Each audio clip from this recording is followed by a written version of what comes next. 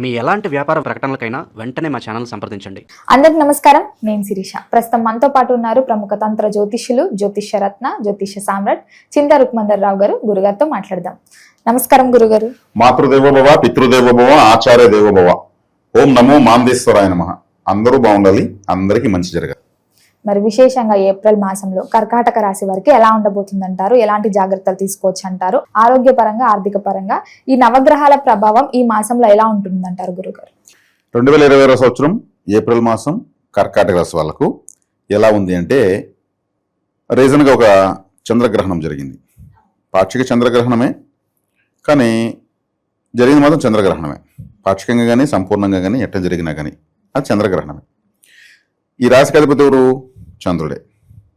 అంటే రాశ్యాధిపతికి అవస్థ వచ్చింది, ఒక కష్టం వచ్చింది అని అర్థం.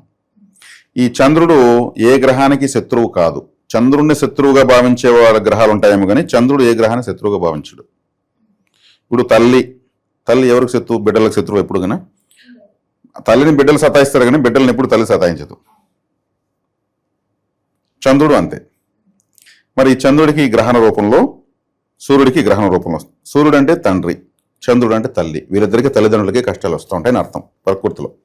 సూర్యగ్రహణం వచ్చినప్పుడు తండ్రికి, చంద్రగ్రహణం తల్లికి మనకు చెప్పుకోవచ్చు. మన తల్లికే ఇబ్బంది అని చెప్పుకోవచ్చు. అందున అష్టమ స్థానంలో రాహువు, ద్వితీయంలో కేతువు, సర్పదోషంలో ప్రస్తుతం గోచారం నడుస్తూ ఉంది.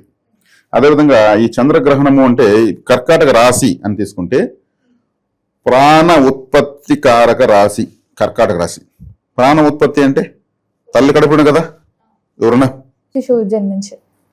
కర్కాటక రాశి అంటే చంద్రుడిదే కదా. సంతానకారకుడు గురువు కర్కాటక రాశిలో ఉచ్చస్థితి పొందుతాడు. ఉచ్చస్థితి అంటే ఉన్నతంగా ఉంటాడు.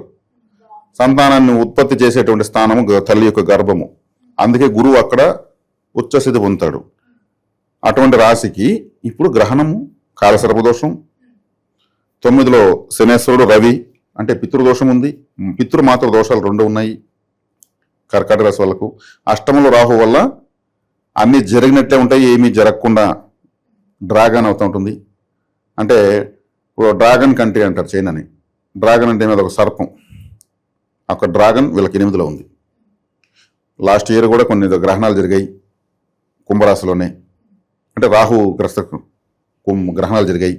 అవన్నీ కూడా కర్కాటక రాశి, సింహరాశికే సంకటంగా మారింది. కాబట్టి వీళ్ళు చాలా పరిహారం చేసుకోవాలి. ఇప్పుడు తల్లి గర్భం ఎలా ఉంటుంది? కఠినంగా ఉంటుందా, సున్నితంగా ఉంటుందా? చాలా సున్నితంగా ఉంటుంది. కానీ అక్కడనే ప్రపంచ స్థాయి వీరులు పుడతారు. ఢిల్లీకి రాజైన తల్లికి కొడుకే. కాబట్టి ఈ కర్కాటక రాశి అంత ప్రాధాన్యత ఉంది, అంత సున్నితత్వం ఉంది. ఎంతో సున్నితమైన ఈ రాశికి గ్రహాలు ప్రస్తుతం కాపాడాల్సిన గ్రహం గురువు కూడా వ్యయంలో ఉన్నాడు, నష్టంలో ఉన్నాడు. ద్వితీయంలో కేతు ఉన్నాడు, అష్టమంలో రాహు ఉన్నాడు. కాలసర్పదోషం ప్లస్ గ్రహణ ప్రభావం. ఇవన్నీ చెప్తున్నానంటే భయపడాల్సిన అవసరం ఏం లేదు. నేను పరిహారాలు కూడా చెప్తాను. కర్కాటక రాశి యొక్క విలువ తెలియాలి ప్రపంచానికి మనం ఇప్పుడు చెప్తున్నాం. ఆ రాశి ఎంత గొప్పది అంటే ప్రాణ ఉత్పత్తి కారకం. అంటే ప్రపంచంలో పుడుతున్నటువంటి అది ఎవరైనా సరే, చీమ కానీ దోమ కానీ 84 లక్షల జీవరాశులకు ప్రాణ ఉత్పత్తి కారక రాశి. మాతృశక్తి. అందుకే తల్లి తండ్రి అంటే తండ్రి తల్లి అనరు. ఎవరైనా సరే, ఒక లేఖతోడైనా సరే అది ప్రయత్నిస్తుంది. ఉమ్మా ఉమ్మా అమ్మ అంటుంది. నేను ఒక ఓంకారం గురించి ఒక వీడియో చేశాను. ఓం అనేది ఎలా ఏర్పడింది అనేటువంటి ఆ అక్షరం ఎలా ఏర్పడింది, దాని యొక్క మెటీరియల్స్ ఏంటి, ఏ వస్తువులతో తయారైంది.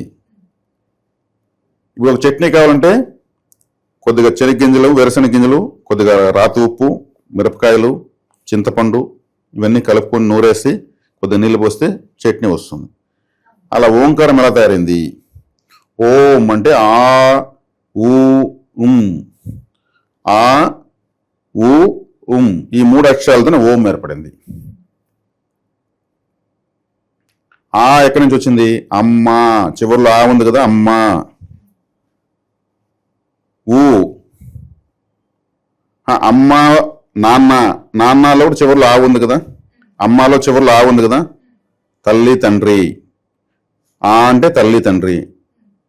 ఊ ఊ అంటే ఏమి? గురువు, చివరిలో ఊ ఉంది కదా. దైవం, చివరిలో ఉమ్ ఉంది కదా. ఆ ఊ ఉమ్.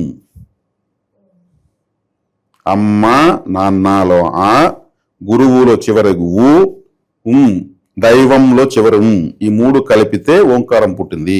తల్లిదండ్రులు, తల్లి దైవం. తండ్రి గురువు దైవంకి నమస్కారం అనేదానికన్నా ఓం అంటే వాళ్ళిద్దరు నలుగురికి నమస్కారం పెట్టే, తల్లికి తండ్రికి గురువుకి దైవానికి. తల్లి తండ్రి గురువు దైవం కలిస్తేనే ఓంకారం. అంతే. వీళ్ళ నలుగురిలో సీరియల్ నెంబర్ 1 ఎవరు? తల్లి, అమ్మ, నాన్న, గురువు, దైవం, ఆ ఓం, ఆ ఓం. ఇంతే. ఇదే చెప్పింది. ఓంకారం అంటే ముందు తల్లితోనే ప్రారంభమవుతుంది. ఆ యొక్క తల్లి యొక్క గొప్ప రాశి ఈ కర్కాటకం. అందుకే దేవతల గురువు ఇక్కడ ఉచ్చస్థితి పొందాడు. ఆయుష్కారకుడైన శనేశ్వరుడు, మనిషి పుడితే ఎంతకాలం బతుకుతారు అని తెలియజేసేటువంటి ఆయుష్నిచ్చేటువంటి శనేశ్వరుడు కూడా ఇక్కడే పుష్యమి నక్షత్రం అయిందే. శనేశ్వరుడు ఇక్కడే వచ్చి ప్లేస్మెంట్ తీసుకున్నాను. ఇష్టం. ఆయన కూడా తల్లి అంటే చాలా ఇష్టం శనేశ్వరుడికి. మాతృసేవ అంటే శనేశ్వరుడు చాలా ఇష్టం. గురువు సంతానకారకుడు. సంతానం మనం కలగాలంటే గురువే. మరి సంతానం ఎక్కడ పుడుతుంది? తల్లి కడుపులోనే. కాబట్టి అక్కడే వచ్చి ఈయన కూడా నమస్కారం చేశాడు. కాబట్టి కర్కాటక రాశి ఎంత గొప్ప రాశి అంటే, ఆ తల్లే లేకపోతే మనకి ఈ జన్మ లేదు, ఈ మాటలు లేవు, ఏం లేవు. కాబట్టి ధర్మరాజు కూడా చెప్పాడు, సముద్రం కన్నా లోతైనది ఏదైనా యక్ష ప్రశ్న అడిగితే తల్లి గర్భము అని చెప్పాడు. సముద్రం కన్నా లోతైంది. ఆకాశం కన్నా విశాలమైంది ఏది అని అడిగితే తండ్రి హృదయం అని చెప్పాడు. తండ్రి హృదయం ఆకాశం కన్నా విశాలమైంది, సముద్రం కన్నా లోతైంది తల్లి గర్భము. కాబట్టి అటువంటి కర్కాటక రాశికి ప్రస్తుతానికి అష్టమంలో గ్రహము, ద్వితీయంలో ఒక చెడ్డ గ్రహము అంటే వ్యతిరేక గ్రహము, భాగ్యంలో రవి గ్రహం అంటే ద్వితీయాధిపతి. మరి ఎక్కడున్నాడు? జలరాశిలో ఉన్నాడు. ఇప్పుడు ఒక అగ్గి కణాన్ని ఎత్తుకెళ్ళి నీళ్ళల్లో వేస్తే ఏమవుతుంది? చల్లారిపోతుంది. సూర్యగ్రహం మీన రాశిలో ఉంటే ఏముంది? పవర్ ఉండదు. ఎప్పుడు కానీ అగ్గికి కాంబినేషన్ గాలి మాత్రమే, ఇంకా ఎక్కువ అవుతుంది. ఆ అగ్గిని తీసుకుని నీళ్ళలో వేస్తే క్లోజ్ అయిపోతుంది. కాబట్టి ద్వితీయాధిపతి, ధనస్థానాధిపతి, కుటుంబాధిపతి చల్లారిపోయాడు. ఈ రాశికి వ్యతిరేకమైన గ్రహము శనేశ్వరుడు, సప్తమాధిపతి, అష్టమాధిపతి పోయి మళ్ళీ అక్కడే సముద్రంలో ఉన్నాడు, అంటే మీన రాశిలో ఉన్నాడు. ఈ రాశికి పంచమాధిపతి అయినటువంటి కుజుడు అక్కడే ఉన్నాడు. ఈ రాశికి వ్యయాధిపతి, తృతీయాధిపతి అక్కడే నీచబడ్డాడు. అంటే పితృదోషం అధికంగా ఉంది, మాతృ పితృదోషం అధికంగా ఉంది. కాబట్టి ఇప్పుడు ఏం చేయాలి? సూర్య నమస్కారాలు ఎక్కువ చేయాలి వీళ్ళు. అమావాస్య రోజు వీళ్ళ పితృదేవతలు, పూర్వీకులు, 4 fathers ఉంటారు కదా. ఇప్పుడు మన తల్లిదండ్రులకు వాళ్ళ తల్లిదండ్రులు శరీరాన్ని ఇచ్చారు, వాళ్ళ తల్లిదండ్రులు వాళ్ళ తల్లిదండ్రులు శరీరాన్ని ఇచ్చారు. ఇది కుటుంబాశ్రమ ధర్మం అంటారు. 4 fathers లేకపోతే తర్వాత జనరేషన్స్ లేవు. అంటే మనం 4 fathers వరకు చూసుకోవాలి గురుగారు. 4 fathers కి వీళ్ళు ఎక్కువగా ప్రార్థించాలి. మంచి పుణ్యక్షేత్రాలు, సముద్రంలో ఉన్నారు కదా, సముద్రం తీర్థమే కదా. కాబట్టి నదీ సముద్ర తీరాల్లో ఉన్నటువంటి పుణ్యక్షేత్రాలు దర్శించి అక్కడ పిండ పితృయజ్ఞాలు, తిలతర్పణాలు, బలిహోమాలు ఇవ్వాలి. ఇప్పుడు సముద్ర స్నానం చెప్తారు కదా, అంటే కర్మలను వదిలేస్తుందని. కాబట్టి పితృకర్మలని ఇప్పుడు చేయాలి. మంచి మంచి పుణ్యక్షేత్రాలు గోకర్ణము, అదేవిధంగా మహాబలిపురం చెప్తూ ఉంటారు, మన ఆంధ్రప్రదేశ్లో పిఠాపురము, కేరళలో తిరువల్లం అని ఒక క్షేత్రం ఉంది. తిరువల్లం పరశురాముడు అక్కడ పితృతర్పణలు వెళ్ళాడు. పరశురాముడు సాక్షాత్ మహావిష్ణువే కదా. ఆయన కాశీకి ఎందుకు వెళ్ళలేదు? కాశీకి ఎందుకు వెళ్ళదు? కాశీలో వేస్తే 3 తరాలు రిలాక్స్ అవుతారు మన 4 fathers. తిరువల్లంలో వేస్తే 21 తరాలు రిలాక్స్ అవుతారు, 21 generations. తిరువల్లం త్రివేంద్రంలో సిటీలోనే ఒక ఏరియా, అది పరశురామ క్షేత్రం. ఇటువంటి క్షేత్రాలకు వెళ్ళి ఇవ్వడం వల్ల ఈ రాశి రిలాక్స్ అవుతుంది. సున్నితమైన రాశి, స్థిరత్వం తక్కువ, వీళ్ళకు డౌట్లు ఎక్కువ వస్తూనే ఉంటాయి. చంద్రుడు కరుగుతూ పెరుగుతూ ఉంటాడు, కాబట్టి వీళ్ళకి స్థిరత్వం తక్కువ. కాబట్టి ఇప్పుడు మోక్షస్థానంలో కూడా గురువు ఉన్నాడు. మోక్షస్థానం అంటే 12వ స్థానము, 12వ స్థానం అంటే కూడా పుణ్యక్షేత్రాలు, తీర్థయాత్రలు తెలియజేస్తుంది. కాబట్టి కర్కాటక రాశి వాళ్ళు తీర్థయాత్రలు చేయడము, పిండ పితృయజ్ఞాలు, తిలతర్పణాలు, బలిహోమాలు లాంటివి, లేదా ఇంట్లో కూడా పెద్దవాళ్ళ ఫోటోలు ఉంటే పెట్టి పూజించి వాళ్ళకి ఇష్టమైన పదార్థాలు పెట్టి ఆ బ్లెస్సింగ్స్ తీసుకోవాలి. మరి ఇప్పుడు నేను చెప్పినట్టు ఓంకారాన్ని కూడా చెప్పించవచ్చు. ఇంకా యాక్టివ్ మొత్తం జాతం బాడీ మొత్తం యాక్టివేట్ అవుతుంది. ఓంకారాన్ని జ్యోతిష్యానికి సంబంధం లేకుండా ప్రపంచంలో అందరూ జపించవచ్చు. అది దానంత ఫాస్ట్గా ఒక హాఫ్ అన్ అవర్ ఓంకారం జపిస్తే మన బ్రెయిన్ ఆర్డర్లోకి వచ్చేస్తుంది. డైరెక్ట్గా బ్రెయిన్ ఆర్డర్లోకి వచ్చిందంటే తెలియని ఆనందం, ఎందుకో తెలియకుండా టన్నులకు ఆనందంగా ఉంటుంది. నాకెందుకు తెలియకుండా ఆనందంగా ఉందంటాం కదా, సుషుమ్న నాడు ఓపెన్ అయిపోతుంది మనకు తెలియకనే. అటువంటి ఇప్పుడు బ్రహ్మముహూర్త కాలం అంటారు కదా, తెల్లవారుజాము కూడా వస్తుంది. 3:36 నుంచి 4:24 నిమిషాల మధ్యలో వస్తుంది. ఈ 48 మినిట్స్ బ్రహ్మముహూర్త కాలం. 3 గంటల నుంచి తెల్లవారు 6 వరకు బ్రహ్మముహూర్త కాలం అంటారు. అది కాదు, ముహూర్తం అంటే 48 మినిట్స్. ఏ 48 మినిట్స్ అంటే 3:36 to 4:24. ఈ సమయంలో చాలా దైవశక్తి రిలీజ్ అవుతూ ఉంటుంది అని అర్థం. ఓంకారము ఎక్కడ చెప్తా ఉంటే అక్కడ బ్రహ్మముహూర్త కాల పవరే ఉంటుంది. 24/7 ఎక్కడ ఓంకారము చెప్తా ఉంటారో అక్కడ బ్రహ్మముహూర్త కాలంలో ఉండే శక్తి ఉంటుంది. బ్రహ్మముహూర్త కాలం ఇప్పుడు ఇక్కడ కూడా క్రియేట్ చేయొచ్చు. ఒక హాఫ్ అన్ అవర్ కానీ మనం కానీ 48 మినిట్స్ ఓంకారం చెప్పామంటే బ్రహ్మముహూర్త కాల శక్తి ఇక్కడ క్రియేట్ అయిపోతుంది. మరి పరబ్రహ్మలు ఎవరు? తల్లి, తండ్రి, గురువు, దైవమే కదా పల్లె బ్రహ్మలు, అంతే. కాబట్టి వీళ్ళు ఓంకారం చెప్పుకోవడం చాలా మంచిది. సూర్య నమస్కారాలు చేసుకోవడం మంచిది. పితృదేవతారాధన చేసుకోవడం మంచిది. గరుక్మంతుని ఆరాధించాలి, కాల సర్ప దోషం ఉంది కాబట్టి. ఇది ప్రతి రాశి వాళ్ళకు ఇప్పుడు ఈ మాసం నడుస్తుంది కాబట్టి వీళ్ళకు సున్నితమైనటువంటి రాశి కాబట్టి దేహ కష్టము, మానసిక కష్టము లేదా దేహ అనారోగ్యం చేయడానికి అవకాశం ఉంటుంది. చాలా సెన్సిటివ్గా ఉంటారు కాబట్టి చంద్రుడు అంటే మన శరీరం అని అర్థం. ఇప్పుడు రాశిని బట్టి మన పేరు పెడతారు. లగ్నం అంటే ప్రాణము. ఇప్పుడు ప్రాణం మనకు కనిపిస్తుందా? ప్రాణం కనిపించదు. శరీరం మీద కనిపిస్తుంది. అంటే చంద్రుడు కనిపిస్తున్నాడు మన దేహం, ఈ బాడీ అంటే చంద్రుడే. రాశి లగ్నం అంటే ఈ బాడీ లోపల మనం నడిపించేటువంటిది ప్రాణం.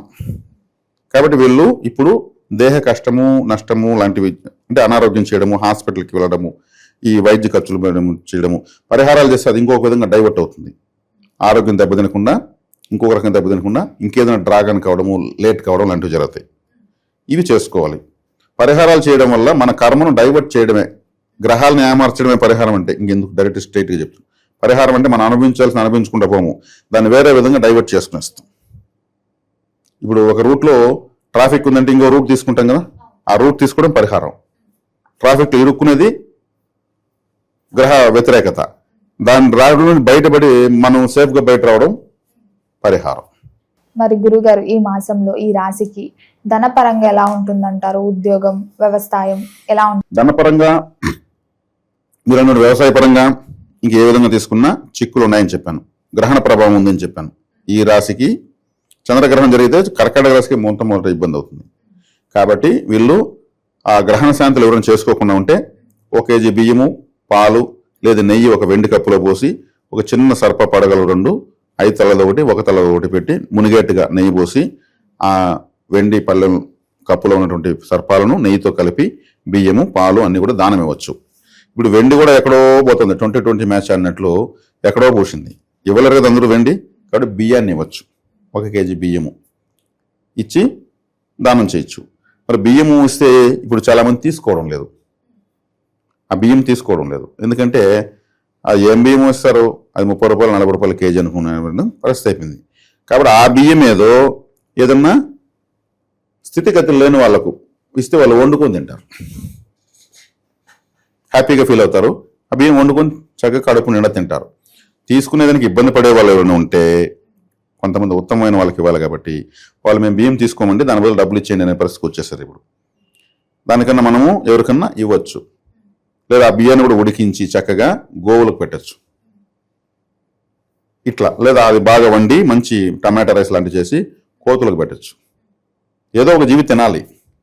ఇది గ్రహణ పరిహారం. ఏదైనా అన్నదానం చేయమని అర్థం. ఇక్కడ బియ్యం ఇవ్వడం అంటే నీటి దానం, అన్నదానం చేయొచ్చు.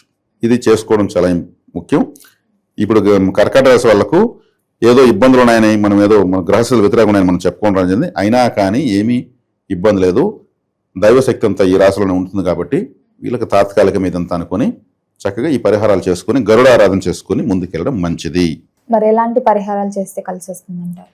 పరిహారాలు ఎంతసేపు చెప్పాను కదా, గరుడ ఆరాధన, పితృ పరిహారాలు, పితృదేవతలను ఆరాధించడము, ఆ గ్రహణానికి చెప్పినటువంటి ఈ బియ్యం దానం చేయడము. ఇప్పుడు భారీ ప్రయత్నాలు, భారీ పెట్టుబడులు పెట్టడము, భారీగా ఏదంటే అది నిర్ణయాలు తీసుకోవడము, పెద్ద పెద్ద నిర్ణయాలు తీసుకోవడం చేయకూడదు ఉన్నది. కాబట్టి కొంతకాలము ఏమీ కనిపించలేదు, ఏమీ వినిపించలేదనుకుని వెళ్ళడం మంచిది. ఇది చాలా ఇంపార్టెంట్ పాయింట్.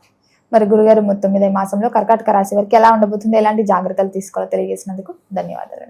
ధన్యవాదాలు.